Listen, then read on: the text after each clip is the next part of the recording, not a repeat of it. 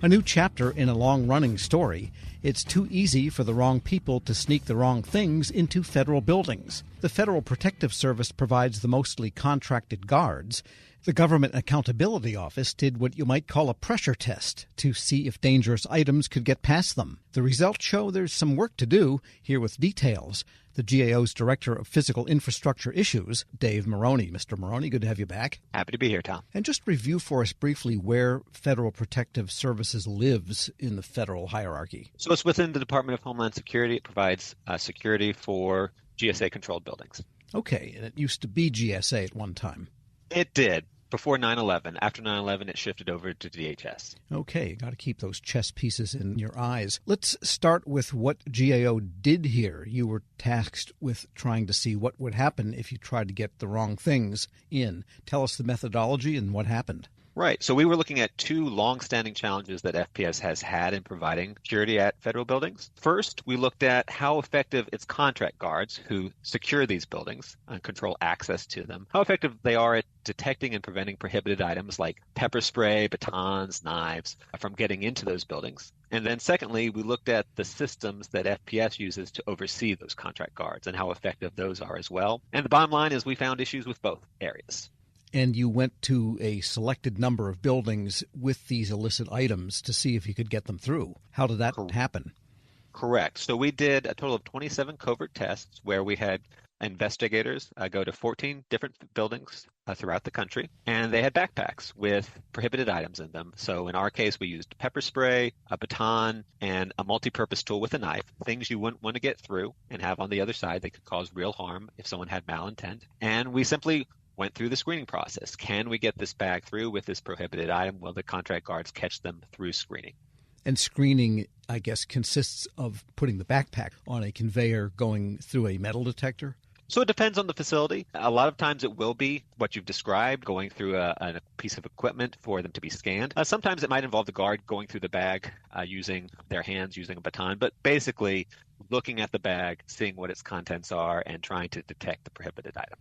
And pepper spray, as I understand it, is a small canister, like one of those travel-size shaving cream type size can. Yes, that's generally correct. And they're metal, so if it's metal, you would expect someone to see what the metal is surrounding. You would. And for all of these items, you would expect going through the equipment that's in place or through the guard going through the bag itself, you'd expect them to be able to detect that. They're trained to do so.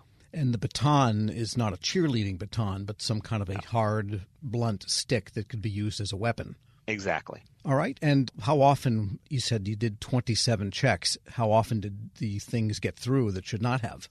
So 13 times, about half, which is not where you want to be. Sure. And were you at headquarters types of buildings, or what types of facilities in the range were there? So we had a mix. We were all across the country. We did some in the D.C. area, but also outside of the D.C. area, some large facilities, some smaller, and different levels of risk. They all had public access, so the public could come into any of these facilities, but they were arranged. And we did that on purpose to try and get a mix, even though it's a small sample size, to try and see if it made a difference.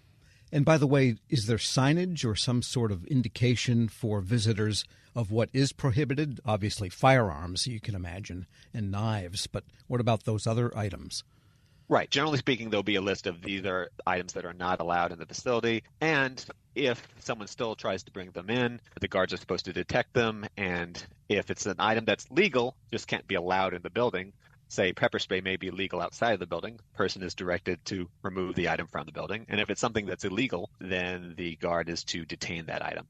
We're speaking with Dave Marroni, Director of Physical Infrastructure Issues at the Government Accountability Office. And you also examined the upstream systems for screening guards and the information technology that is supposed to track what has happened with respect to training and so forth. And what did you find there? So really significant problems. And this has been a really stubborn challenge for FPS for over a decade and a half that we've been looking at this.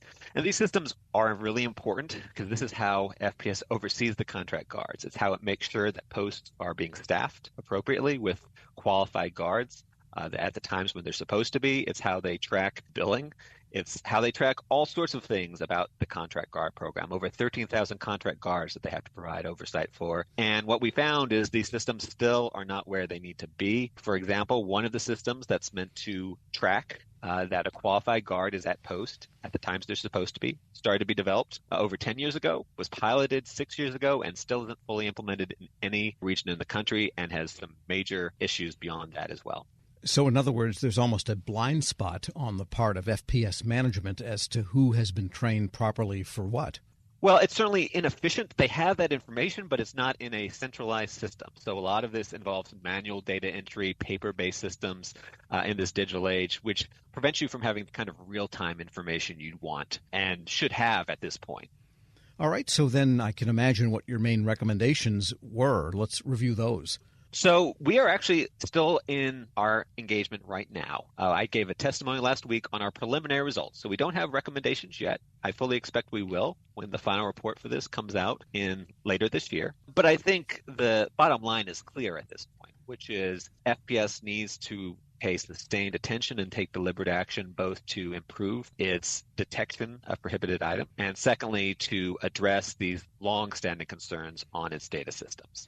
Right. So when you do have the recommendations and present these findings to FPS, it's unlikely to be a horrible shock to their system because you've been working on this for 15 years. Right. I think the areas of concern are going to be readily apparent. Both of those areas need sustained attention and fixes. Has there ever been any thought over the years to converting the contracted guards to federal employees along the lines of, say, Transportation Security Administration, which has a similar process, you might say? So there certainly have been discussions along those lines. We haven't weighed in on which way to go. What I'd say is whether it's federalized guards or contract guards, the important thing is that they have the training they need, and then FPS has the oversight mechanisms it needs to make sure they are fully capable and doing the job. And by the way, when you were able to get through a screening center, a screening station at a federal building with those items, did you turn around and say, aha, I'm from the GAO and look what you let through? We did not. So we wanted our investigators to maintain their anonymity. So if they got through with the item, they went through the building, came back out, and then in some cases we then tested another item to go through that same facility to check, is it going to happen more than once? Right. And often, at least at some of the federal buildings I've been to, there might be multiple stations. By the way, did you go to any congressional office buildings? Because those tend to be big lines outside, in high season. So we were only going to FPS-protected facilities, so that does not include congressional offices. Okay. And, well, my question was going to be, did the same guard maybe get tested twice, or did you try more than one station and still got through? So it was a variety of guards that we were testing. So it wasn't a single guard. It was a variety across these 27 tests, which, granted, is a small sample, but our results were consistent with the results of FPS's own covert testing program, which is much more extensive. So definitely cause for concern. Yes, I remember a number of years ago, the GAO did a similar type of test in which they took components of explosives through on separate occasions and showed that they could be assembled into a finished explosive on the other side of the guard station. And I think they did the same thing with pieces of firearms that were then assembled. Any thought of repeating that particular program? So we did that back in 2009. And the good news is FPS has taken a number of steps since then to improve its program. In fact, including putting in this covert testing program, which it did not used to have. Still a long way to go. We did not repeat those tests this time. One, because we wanted to test what are still prohibited items, right? Knives, batons, pepper spray that could cause real harm, but someone might bring by mistake. So that when our investigators went through the system, if detected, it would be a good test without potentially escalating into a situation if it was, say, an IED, which it's hard to imagine reasonable reason to be bringing that through a system. All right. Well, we'll look for those recommendations. In the meantime, Dave Marroni is Director of Physical Infrastructure Issues at the Government Accountability Office. Thanks so much for joining me. Thank you, Tom. And we'll post this interview along with a link to his testimony at federalnewsnetwork.com/Federal Drive. Subscribe to the Federal Drive wherever you get your podcasts.